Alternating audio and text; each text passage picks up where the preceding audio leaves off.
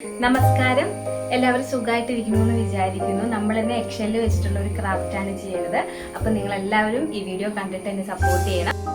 ഇതുപോലൊരു കപ്പിൻ്റെ അകത്ത് സിമെൻറ്റ് മിക്സ് ചെയ്തിരുന്നിട്ട് ബാലൻസ് ഇരുന്നത് ഉണങ്ങിപ്പോയതാണ്. അപ്പോൾ എടുത്തപ്പോൾ നല്ല ഭംഗിയായിട്ടിരിക്കണം. അപ്പോൾ അത് വെറുതെ കളയണ്ടല്ലോ എന്ന് വിചാരിച്ചിട്ട് അത് വെച്ചിട്ട് നമ്മളൊരു ക്രാഫ്റ്റ് ചെയ്യാം കേട്ടോ ഇന്ന്. അപ്പോൾ ഇതിന് വേണ്ടി മുട്ടത്തോട് വേണം. ഇതുപോലെ അറ്റം മാത്രം പൊട്ടിച്ച മുട്ടത്തോടാണ്.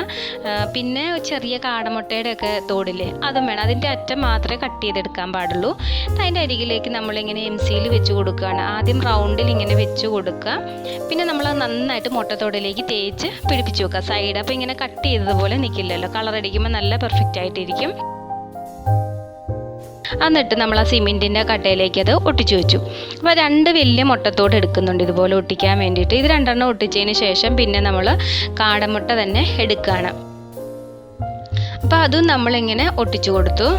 ഇതിങ്ങനെ ഫുൾ ഒട്ടിച്ച് കഴിഞ്ഞിട്ട് ഒരു 3 മണിക്കൂർ ആകുമ്പോഴത്തേക്കും അത് ഉണങ്ങൂല. ഇത് ഉണങ്ങി കഴിയുമ്പോൾ ആ ജോയിൻ്റ് ആയ ഭാഗത്ത് വേണമെങ്കിൽ കുറച്ച് ഫെവിക്വിക്ക് നമുക്ക് വെച്ച് കൊടുക്കാം കേട്ടോ, ഒട്ടും പൊളിഞ്ഞ് പോരാതിരിക്കാൻ വേണ്ടിയിട്ട്. 3 മണിക്കൂർ കഴിഞ്ഞിട്ടുണ്ട്. അപ്പം നമ്മൾ ഇതിലേക്ക് അക്രലിക് കളർ വെച്ചിട്ട് കളർ ചെയ്ത് കൊടുക്കുന്നുണ്ട്. ഇതിപ്പോൾ 2 കോട്ട് അടിക്കുന്നുണ്ട് കേട്ടോ, ഗ്രീന്. അല്ലെങ്കിൽ ആ കാടമുട്ടയുടെ തോടിലൊക്കെ കുറച്ച് അടിയിലത്തെ ബ്ലാക്ക് കാണാൻ പറ്റും. ഇത് മുട്ടത്തോട് പൊടിച്ചിട്ട് കളറ് മിക്സ് ചെയ്തതാണ്. ഇത് നമ്മൾ നേരത്തെ ഒരു ബോട്ടിൽ ആർട്ട് ചെയ്തിട്ടുണ്ടായിരുന്നു. അതിന് വേണ്ടിയിട്ട് എടുത്തതിൻ്റെ ബാലൻസ് ഇരിക്കുന്നതാണ്. അപ്പോൾ ആ വീഡിയോ കാണാത്തവരാണെങ്കിൽ അതും കൂടെ കണ്ടിട്ടൊന്ന് അഭിപ്രായം പറയണം കേട്ടോ. ഇനി നമ്മൾ ഇതിൻ്റെ എല്ലാം ഏറ്റവും അറ്റത്ത് ഒട്ടിച്ചിരിക്കുന്ന മുട്ടത്തോടിൽ മാത്രം ഇതുപോലെ കുറച്ച് പശ വെച്ചിട്ട് നമ്മൾ ഈ മുട്ടത്തോട് പൊടിച്ചതിങ്ങനെ വെച്ച് കൊടുത്തു.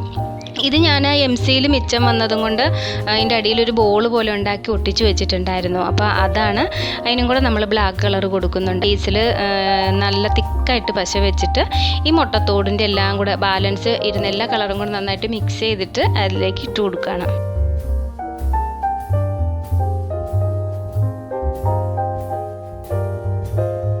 ഇത് ഉണങ്ങിയതിന് ശേഷം ബാക്കി ഇരിക്കുന്നതൊക്കെ നമ്മൾ കൊട്ടിക്കളയാം. പിന്നെ അപ്പോൾ താഴത്തേക്ക് അടർന്ന് വീഴൂലല്ലോ. ഇനി ഇതിൻ്റെ അടിയിൽ നമ്മൾ കളർ ചെയ്യുന്നുണ്ട്. ബ്രൗൺ കളറാണ് കേട്ടോ ഞാനിപ്പോൾ ഇവിടെ അടിക്കുന്നത്. ഇതും കൂടെ അടിക്കുമ്പോഴത്തേക്കും നമ്മുടെ ഈ വർക്ക് കംപ്ലീറ്റ് ആവും.